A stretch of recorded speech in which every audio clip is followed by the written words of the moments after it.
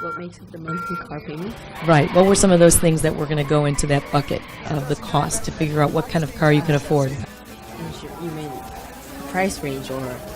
Right, the monthly payment, and then you had mentioned insurance and maintenance, parking fees, and gas. down payment, gas, right. And gas. So all of those things. When you go into the dealership, you need to be very specific about what your budget is. So is it safe to say we had talked earlier that it's about a $350 budget that you have right now for your first car payment? Hopefully, yeah. It's about that range or a little bit less? A little bit less. Hopefully. Okay, Yeah. so let's say that it's about a $200. That sound more comfortable? Yeah. So if we back out the maintenance fees, the insurance, and the potential gas, we're really talking about $140 a month on a car payment. Oh, So that's going to bring down the purchase price of our car, or we need a bigger down payment or a longer term. Maybe it's a 5-year car fees as opposed to a 2 or 3 year. But let's talk about going into that dealership. You know, not every dealership that you're going to walk into you're going to buy a car from. right. So one thing to always keep in mind is to be very gracious and thank them for their expertise. But at the same time, be confident in knowing what your budget is, which we've talked about, Right. and what type or style of car you have. It's not just about buying a blue car, a red car, or a black car, right? It really doesn't come down to that. Right. You got to look at the features.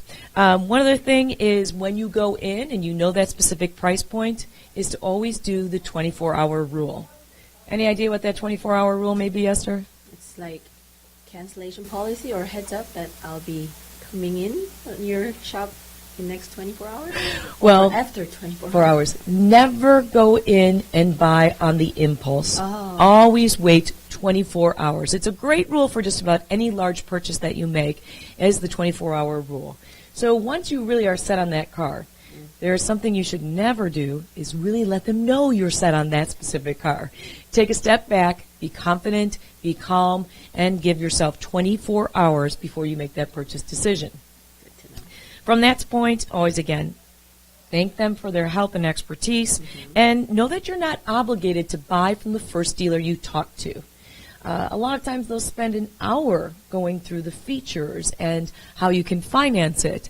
But remember, you don't have to buy from the first dealer. You know, go to Rorman or go to BMW Windy City. All right, one more thing I want to ask you about. So you're thinking about buying your first car.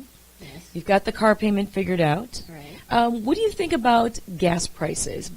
How much do you think you'll spend on gas a month? I've paid my rides pooling before. I always pitch in $20 for 2 weeks. So hopefully $40. $40 a month? And $80 per month. That's about right, Yeah. depending on how much you drive. Now, Right. how many miles do you think you'll drive in a year? Is there something you've been able to figure In a out? year, boy, I really have no idea. Maybe 1,000? Well, for the average person, it's really good to understand that. So you'll need to have an idea of how many days a week you'll use that car and how far you'll be going. Now, for the average consumer, it's about 12,000 miles a year, so 1,000 miles a month. Okay, 1,000 a month. So it's starting to add up now. It's Yeah, pulling it together. okay. That $80 a month is probably 2 gas tanks. And if you're getting about 26 miles to the gallon, and there's about 12 to 15 gallons in most tank, you can kind of do the math that it's going to be about 1,000 a month. Right. What else do you look at when you think about talking cars? What are some of the features you think you would want in your new car? How big the trunk is, how many people I can fit in, and if I had a family, it would matter a lot for me to have that I can feed my kids, but not yet. Yeah, So- but we're waiting on that. First, you have to get the husband and the family going. Then we can talk about kids. Yeah. Not necessarily these days, but really, what are some of the features that you know you want to have in that car? What I know I want, good speaker, audio system, because So- I like my music. Music. Yeah. And AC and heater. And size of trunk, actually. And size of trunk, Because so- I have a lot of, A lot of stuff to carry around. Right. So those are some good basic features. Some of the things you may not think about, but that you may want, is a lot of cars are now Wi-Fi equipped, and they're smart cars. So that Wi-Fi and internet system can be right in your car, so you can work out of your car as your office, if you so to speak, Yeah. and tune in right to that car. Another feature you may think about it is whether you want an automatic or a stick shift. Oh, This yeah, is true. kind of a big difference in the price point. So if you don't drive stick, might be something to save a few dollars on your first car is to go into that, although the resale value may not be there. Mm-hmm. Let's also talk about new versus used. Any choice there? Of course, everyone wants new, but when it comes to price, if something used is as new as possible, I'm more than willing to take used. You're willing to take to Yeah. consider that. Yeah. And that's something when you go into the dealership you want to make sure that you're aware of.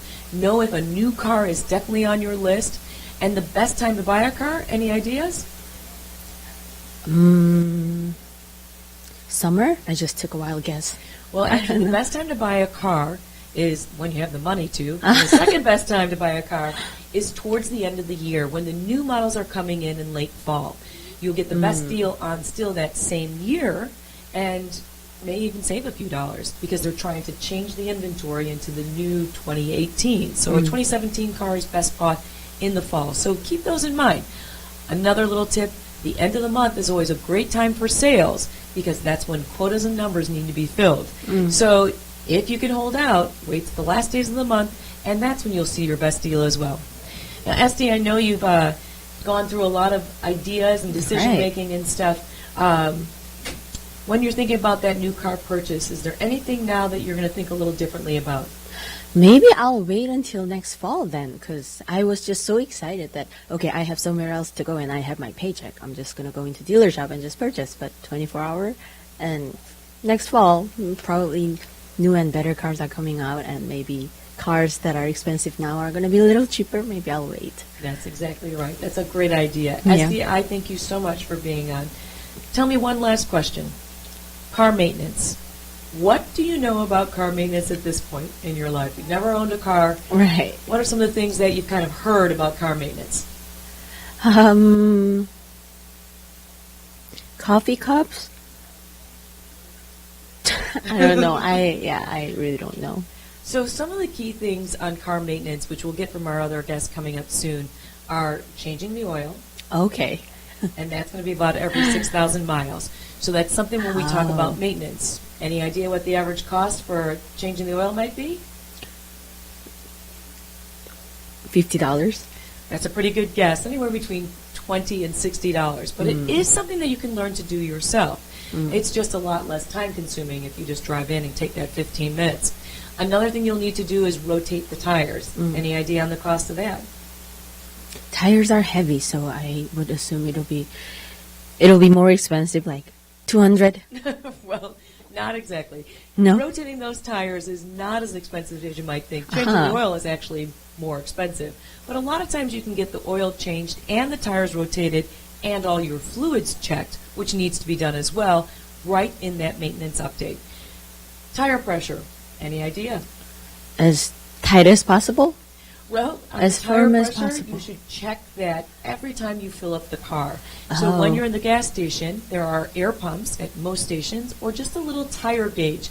Placing it on the tires will tell you if your tires have the right amount of pressure, which leads to two things very important. One, fuel efficiency. If your car tires are too inflated or too low, you're not going to get the right fuel efficiency. And if they're not fully inflated or they're overinflated and you hit those Chicago potholes, this may be a time that you'll end up having to have a tire replacement. So any idea what 4 tires on a car might cost? 500 per each. Well, thankfully, unless you're driving that Mercedes, Okay. you're probably only going to be around $50 to $300 per tire, anywhere between $200 and $800, which can be a big expense if you're not thinking about it or planning for it. So those are just some of the regular maintenance fees. Also think about getting a regular car wash, either doing it yourself or taking to a touchless car wash is a great idea to help maintain the outside of the car. And lastly, when we talk about car maintenance, it was one thing you hit upon earlier, Right. fill up the tank. Fill up the tank and the tire firmness, and check up your tire whenever you check your oil. And what was the last one? You got it. Yeah, I got you're ready it. to buy that car. You've got the Okay. maintenance down, and you've got some idea on price point. So Right. my homework to you is get to that carhub.com. Let's Carhub.com. figure out which car is really going to fit your lifestyle, and get out there and buy the car. Okay. Okay. I feel more confident now. Thank you. All right, you're ready to go. This is Andrea Metcalf talking cars. We're talking cars with women in cars in particular. We are trying to help women get the best car available for them that they can use and, of course, at the best price. And we're going to dealers across the city land of Chicago to find the right car, not only for Esther, who's a 25-year-old first car purchaser, to someone like myself who's bought quite a few cars in their lifetime. So stay tuned. We're Women in Talking Cars. I'm Andrea Metcalf. We're going to take just a quick break here. And, Esty, thanks for stopping in. Yeah, thank you for having me. You're welcome.